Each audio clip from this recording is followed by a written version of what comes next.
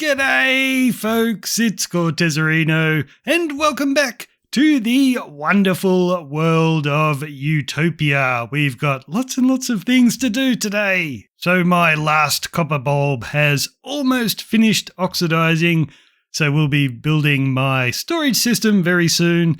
That'll be nice to have, but I've also been over here in the schoolhouse getting all my guys trained up so they can be of use in the village, and we finally have Sweeping Edge 3 on my sword, so it's time to go back to the Blaze Farm. And I just realized I've put in my brand new design for the portal, so that ugly target block that was visible is now gone, but I haven't actually tested the new portal. I'm hoping that it links up with my nether hub properly, because if it doesn't, that could be a problem. Boom! I love this thing so much. Alright, let's get the sword ready just in cases. Oh no, we're good. We're good. So I've had a bunch of requests for a building to house a beacon. So I'm really hoping that we can get ourselves 3 Wither Skeleton Skulls. Ugh. That wasn't very good.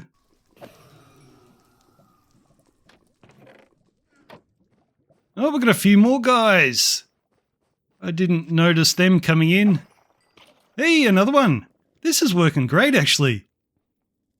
I've had nothing for so long, and now we're getting tons of them. Yes! Whoa, okay, 1. We're on our way. So I need more reasons other than a blaze farm to be in this area. So I'm just making a portal to see what's on the other side, and we might build a farming area. And that way, if we're here for longer, then got a better chance of getting Wither Skeleton Skulls.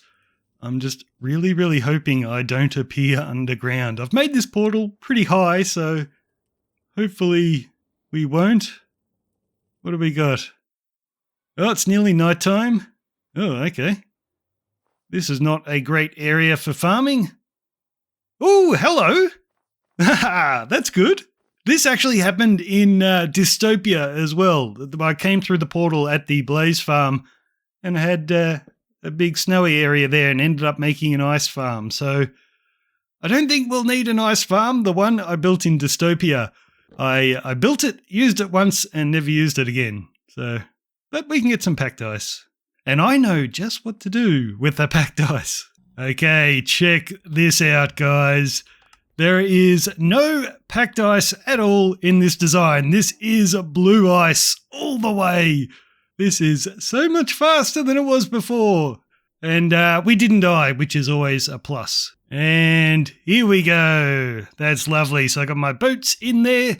Although I nearly made a huge mistake with this nether tunnel, so I've got these stone brick walls on the side so the boat can just slide in between them nicely.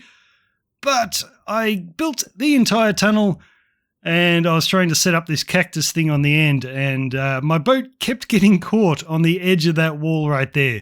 Luckily, I discovered that I could just put a fence gate right there and it would flatten it out and I could shoot through and hit the cactus, but in case you're wondering why I have fence gates there, that was an afterthought, but I nearly had to change the entire design for this tunnel. But this is good now. We can get to the Wither Skeleton Farm super quick, and I can get more packed ice if I need it. But I'm going to leave the skull hunting for the moment because I have a storage system to build. So when I built this starter house, I designed it with this little outcropping just at the front here, and that space in there is just enough room to put my modular item sorter. So I've got 3 walls of chests here, but this one has the little space behind where I can fit all my redstone. And oh no, I've lost my barrel in there now. We'll get that later. So it's not a lot of room, but my little item sorter doesn't take up very much room. But I'm actually going to build it a little bit differently this time. So I love this thing, I have no problems with it, but a lot of people have been breaking it. So just like a lot of modular item sorters, if you leave the area while it's running, it will jam up, or if it's running and you turn the game off, it will jam up. And once this thing jams, it's a real pain to clear. So you've got to be a little bit careful with it. But some people just aren't that careful. So you end up with lots of items jamming up in the bottom dropper. And then when you clear them out, it tends to re-jam because more items filter through and just jam up again. Yeah, it's painful. So a lot of people have had problems. And in the video description, I put a troubleshooting link. I tried to figure out some changes you could make to make it indestructible. So you could be the worst item sorter parent in the world and it still won't break. And I thought I'd show you the changes because that's what I'm going to build. I'm going to build the hopefully unbreakable version and then be a terrible parent and see. I'm going to do everything short of lighting TNT to try and get this thing to break. But if you haven't seen it before, this is how it works. You put items in the system. It comes into the bottom dropper. The comparator lights up and a clock starts. And this torch tower sends all the items up to the very top. And then the torch tower also alternates these copper bulbs, which alternates the power that these comparators are putting out. So it locks and unlocks the chests. And if you have one item in every slot of the chest, the item will come into the hopper, try and enter that chest. If it can't, it'll go down to the next one and try and enter that. It is a multi-item sorter. It's pretty cool, but let's make it unbreakable. So to save space, I've got this on-off switch. So when there's an item in the dropper, the comparator lights up and the bulb turns on to start the system. But if you leave the area, the bulb can get locked on and all kinds of terrible things happen. So I made the redstone a little bit bigger, like I actually added redstone. There's no dust in that design at all, but this one has some dust. So now we've gotten rid of that bulb. So now if there are items in here, this thing will just turn on and that's one problem solved. But there is another weak spot in this design. So the clock that runs this thing uses an observer block. So the power just keeps going in a circle like this. But if you leave the area and the signal doesn't get through the observer, then the clock stops. So you could still have items in the dropper and nothing happens. So I added a tiny bit more redstone. And this is basically jumper leads for like a car. So it will jump start the thing. So if you come back to the area and there are tons of items in the dropper, the comparator will go, oh no, there's a lot of items in there, and it will put out a signal strength of 2. And as soon as that happens, the repeater picks it up and a little clock starts here. And I'll show you, I'll grab a bunch of items. Let's put in 64 droppers. Is that enough? Yeah, there we go. So it starts up a clock. And then that just jump starts this clock over here. And so this thing is incapable of not running. And it's perfectly fine to build all of this redstone side by side. It doesn't interfere with each other. Although if it does detect a jam, it's just going to force the items through the system. So a lot of items will end up in the output chest and there will be a bit of clicking. But as soon as the jam is cleared, everything is all good. The only other problem is I have to change the way the input system works. So if I just have the input like this and you put a bunch of items in, they'll all stack up in the bottom dropper and they'll start that clock, and we don't want that. So what we can do instead is bring the input over to here and put the barrel on top there. So now as soon as items come in, they'll go into that dropper, the comparator will pick it up and power this block and lock the hopper right here. So it'll basically let in 2 items, then it'll lock it for a moment, they'll go through, then it will unlock and let more items in. So that's just an easy way of doing the input, and it's pretty cool. You can have it in the floor right there. So that is the system that I'm going to build in here. So it's basically the same system, just with the extra redstone dust add-ons.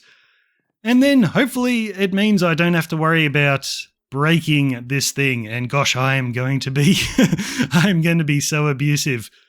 But look what I've done. Look what I've done, guys. If we bring up the chunk borders, if I had been clever, I would have built this house in an area where that sorting system would be in a single chunk. But no, right where it's going to be, I have split it over 2 chunks once again, just like I did with the iron farm. I really have not put much thought into this at all. And at some stage, I really need to move these bees. This is terrible. I'm still running my honey farm off a button, which is pretty dodgy. And I can't leave my door open because the bees keep flying inside. So I think we might move them over there. And while I'm at it, I really should finish this base. People are waiting for a tutorial and it's looking pretty empty. So that's precisely what I did. I moved the honey farm over and automated it with a daylight sensor. So when the sun sets and rises, that will click it and I don't have to worry about my button anymore. And while I was at it, I also brought some pumpkins in and automated that as well as I could. And then I added some bamboo and some sugarcane and a nice little koi pond. And this is looking so much better. I thought I was probably done with all the mini farms in the base, but I probably also need a composter. At the moment, I'm just putting my seeds in this barrel, so I might want to rig up something under there as well. But we've got lots of little farms in here now. So we've got the wheat for the animals over here. The honey farm is up and running. The only problem about using the daylight detector, which I've got hidden down there, is with the bottles, you need lots and lots of glass bottles because it will fire them even when there's no honey there, so they end up here. So you've got to keep putting them back in. But that is running nicely now. It's completely automated. And over here for the pumpkins. So I wanted a little mini farm for every resource that I was using at the beginning of the series. So pumpkins was one of them. So I've just hidden the pistons underneath this thing. So it used to be leaves there. We've got pistons now. And this one is semi-automated. So I've got some hoppers underneath the tilled earth because it's not a full block and the hoppers can pick things up. And I've just got a pressure plate here. So if I run over that, oops, it missed that time. Sometimes it's going to end up there. Let's throw it. Boom, there we go, disappeared. If I run over that pressure plate, it will flick them up and they'll go in there most of the time. And I put the pressure plate right on the corner here. So I'm going to inadvertently run over it constantly and harvest things without even knowing. And also every time I hit that, there's a dropper underneath this barrel. So it will send a pumpkin up. So are there any more pumpkins in there? No, just the one at the moment. So that's pretty cool. I don't have to think about it. I will harvest things without even knowing. And then I just added the extra bamboo here. So if I need some more, I can give that a whack with the sword. And we've got the sugar cane. So if I need a bit, I can grab that as well. And the koi pond is looking lovely, I think. So this is almost ready for a tutorial. Starter house and a starter base. Oh, and the storage system is finally in. And I've been terrible to this thing already. I'm actually glad I built the one with the jumper cables in there because first thing I did when I loaded it up was I turned the game off without thinking. So the input chest is over here and then the output barrel is right there. So I can also use these ones for storage and I've got it all set up with the different items. And so far I have broken it a few times, but it's fixed itself. I always know when it's fixing itself because I'll hear a few clicks in there and then some stuff that shouldn't end up in the output ends up there. But yeah, so far this thing is unbreakable. But I think I've been doing too many redstone-y things for the episode. It is time to do something pretty. And we really need to deal with some of these villages. So I've built the iron farm and the schoolhouse so I can get more professions. But everyone is just still hanging around out in the open. My villagers need some houses. And one of the first things I want to do is to get rid of this blacksmith building. It is in the way, but I've just got so many dudes here that are calling it home. I've got an armorer and a weaponsmith and I think a toolsmith as well. So I think we are going to do a residence for the armorer. And I think I'm going to build it right there because I've been looking at this crossroads thinking that I wanted to build a great big road running through here. But I think I've changed my mind. So when I do build roads for my village, I want them to be pretty wide. But this thing is so narrow, it would look weird to have a wide road here and then it goes into a tiny little funnel point and another wide road there. So I think I'm just going to make this crossroads as a kind of little back alley. So I think we're just going to finish it right here. And I think that would look cool to just enter this area and have the great big armorer's place there. So I think we can get started on that. I've got a lot of resources to gather, but let's do it as always in a cool time lapse.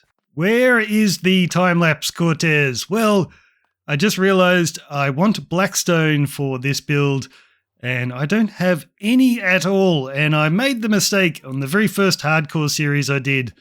When doing something dangerous, you should always record it because I got myself killed off camera. So we're going to go hunting underneath oh gosh, you can tell I'm nervous. I'm placing things terribly. We're going to dig down underneath the neighboring lava lake and see if we can't find some blackstone down there. Ooh, that scared me. I thought that was lava for a second. Oh, okay, this is why we're recording. I am so disappointed that we did not find any nether wart at that nether fortress because this is super dangerous. I've really got to stop spending so much time in the nether. Okay, I think that is enough. Okay, let's try this again. Let's go build my armorer's house in a nice little time lapse.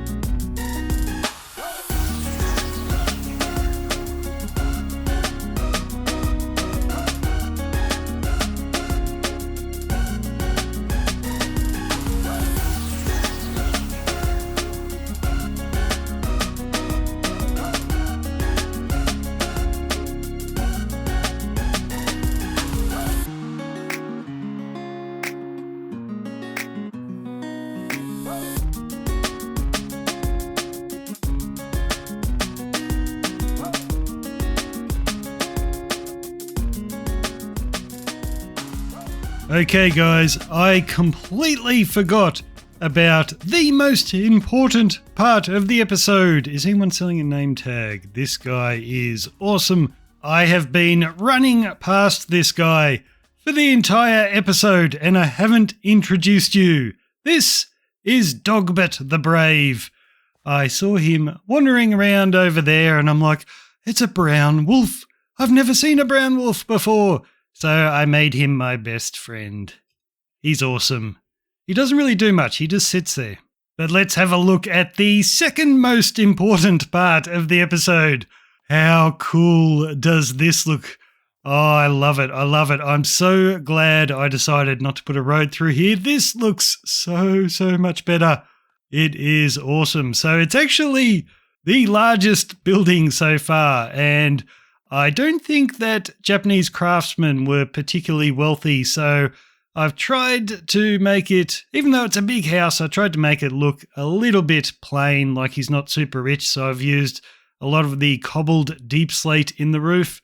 And for most of the decorations around here, I've just kept it plain spruce, so he doesn't look super duper wealthy, but it does look super duper cool, I think.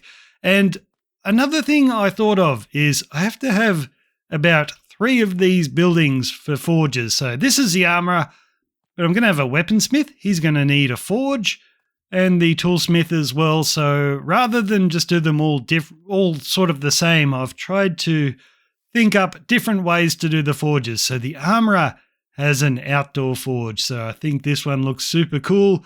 There's his workstation, so he can come in here and talk to it when he wants to. But otherwise, he'll just wander off and hang out with his buddies. And you'll notice it's a little bit plain of details here. So it took me a while to design this house, and I think it does look really cool. But I haven't gone to all the effort of doing all the other little details around the front here. And speaking of details, if we come in the front door, yeah, there's no furniture. But this will give you a bit of insight into how I design my houses. So I do the exterior first, and then I come inside and try and figure out where the staircase is going to go. And staircases can be pretty tricky because I've usually got windows on every side of the building, and I don't like things to be too cramped. So I just put a wall in the center here so the staircase can hug the wall, and when we get to the top, we turn around so we're on top of the wall now, and we can come up to the top floor. So I'm not sure about this big painting yet. I've got a light in the wall right there. I was going to do a little painting, but I went boom, and I just got a great big one. I thought, oh, well, I'll leave it there, see if it grows on me. Ooh, I don't want that one. Can we get the other one back? It was the prettiest. Oh, that will do for the time being. So I actually have put a bit of thought into these 3 rooms. So the armourer has his workstation out the back here, but this will not be the front entrance to his shop. This is like the back entrance. This is where he does his work. And then this first room here that looks a little bit plain, this will probably be his kitchen and dining area where him and the little missus can just hang out. So I might put the kitchen area in that little alcove. I try and build in little alcoves like this because they're good for putting shelves and stuff like that. But the main room over here will be his showroom. So when I figure out where the roads are going to go, then I'll put in a main entrance to his showroom. So if I have a road going past here, then where that window is, I'll probably put a doorway in. But more likely, I'm going to have a road on this side of the building. So I imagine that will be the main entrance. And that is his big showroom room. And that's his little kitchenette room in there. So I've tried to make this room look a little bit more grand. So we've got the high ceiling. I've used green terracotta in there for a reason. I was just thinking about the color palette for this building. It's a lot of spruce, but I also have the dried kelp blocks just up the top there, a line of them running all the way around. So I thought the green terracotta matched up with that very nicely. So I think it looks cool. And we've got more of these alcoves where I can have armor stands with all his wares so he can bring his customers in and show them all the goodies that he has on sale. And then up the top here is just going to be his bedroom for him and the little missus. So I'll put a bed in here, not an actual bed because I don't want the villagers sleeping in it. And then maybe a little lounge area as well. I don't know, that is for a future episode. And I'm starting to fall in love with these straighter roofs right here. So most of the Japanese roofs I do have these curvy bits on the edges.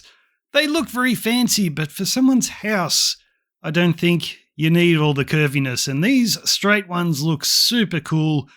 And when you've got different levels, I think it really works. So up the top level, if I had the straight roof up there, I think it would look a little bit odd. So I put a slight curve in the very top roof, but then all the others are straight. And I just think that really works. So I'm going to be doing a lot more houses like that. I love, love, love this new roof design. So I think we can leave it here for today, guys. We have an awesome new building and our first professional house for one of our villagers. We're going to have a lot more of these to come. Probably not as big and awesome as this one. This was originally it was just going to be a 1-story building, but I got a little bit carried away with the design process. So what was your favorite part of the episode? It was Dogbert the Brave, wasn't it? He's my favorite part, although he's probably not going to do anything else for the rest of the series because I don't want him to die. He's too cute. So anyway, guys, thanks for watching, and I'll see you next time. Bye-bye.